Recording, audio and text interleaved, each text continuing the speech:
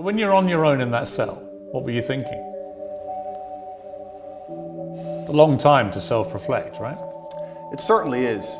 And I think my number one concern when I was in jail, despite the fact that my situation was dire, were my concerns as a man and all the people I have to take care of, and my children and my family and the people I pay for and all the people who work for me. And truthfully, I wasn't worried about myself, I was worried about everybody else. And I think that's the true masculine frame. Did you get emotional? Did you shed tears in your cell?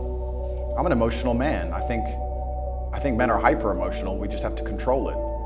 I was extremely busy inside of my jail cell. I had lots of push-ups to do. I was very concerned about the people on the outside. I was trying my best to get out. It's difficult for me to answer the question because it was an interesting frame of mind. I knew that God was watching and I had to perform. It's very difficult for me to go through life saying I'm the top G, I'm this, I'm that, and speak about mental resilience and mental toughness, and then the second I'm thrown inside of a solitary confinement cell, cower out. I'm not that person.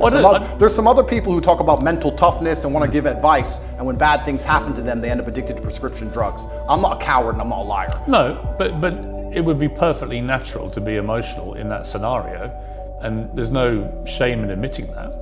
I was emotional. I missed people. I missed them, and I knew they missed me.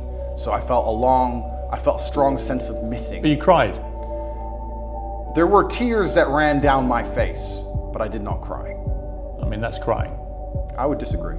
Because you're worried about admitting that, you think it sounds Absolutely weak. not. That's a perfectly fine scenario to cry in, but I think the act of crying is an act of desperation. To sit and to cry is an act in and of itself. To do push-ups thinking of your children with tears running down your face, but you're concerned with finishing as many push-ups as possible within that day, I do not consider that crying. I consider that tears running down my face.